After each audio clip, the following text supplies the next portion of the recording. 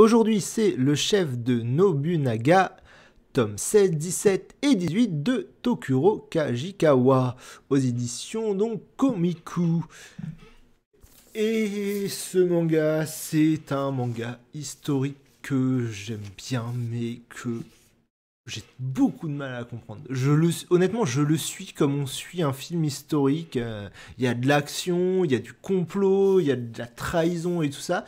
Et je le suis vraiment comme un truc un peu... un film historique comme ça. Il y a des fois, mais je comprends rien à la situation. Hein.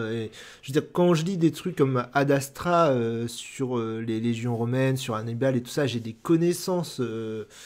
j'ai quelques connaissances qui me permettent de suivre plus facilement l'histoire, mais là, étant donné que je connais absolument pas l'histoire du Japon, à part ce que j'en ai lu dans les mangas, donc pratiquement que dalle, quoi, et bah, je bite rien à la situation, mais c'est fascinant. C'est fascinant à suivre, et ces tomes-là sont pareils, surtout que on suit donc le chef, donc le cuisinier.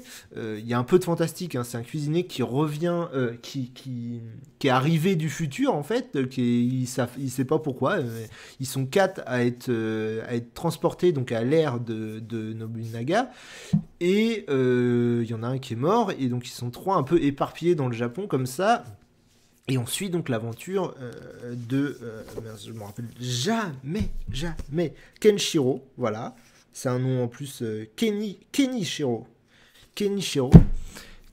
Donc voilà, c'est fascinant à suivre. Des fois, je comprends que dalle, mais par contre, ça parle, comme c'est le chef cuisinier, ça parle énormément de bouffe. Et ça, j'adore. On découvre plein de recettes, plein de trucs fascinants, même des recettes françaises et tout ça.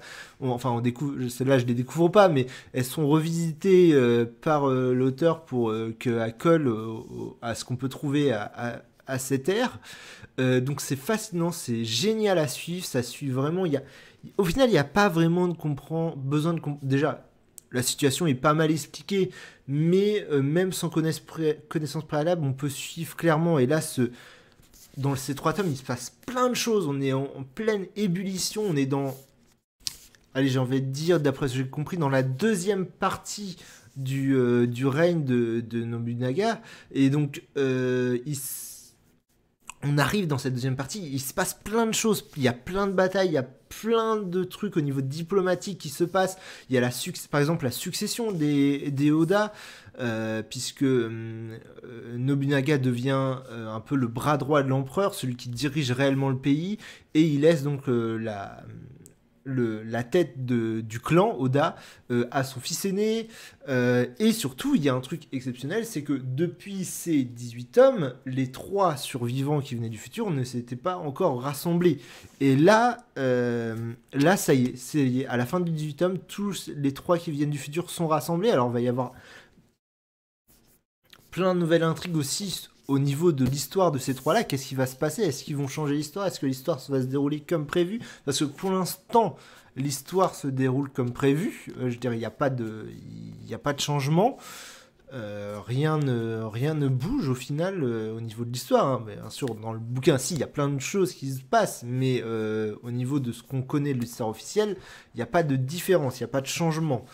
Et malgré qu'il y a des tentatives de changement, mais il n'y a pas de changement. Est-ce qu'il y aura des changements ou pas? On ne sait pas. En tout cas, c'est fascinant à suivre. J'adore suivre ce manga. Je le suis peut-être pas avec autant de sérieux que je devrais, mais vraiment, ça reste un réel plaisir à lire. Et c'est fantastique.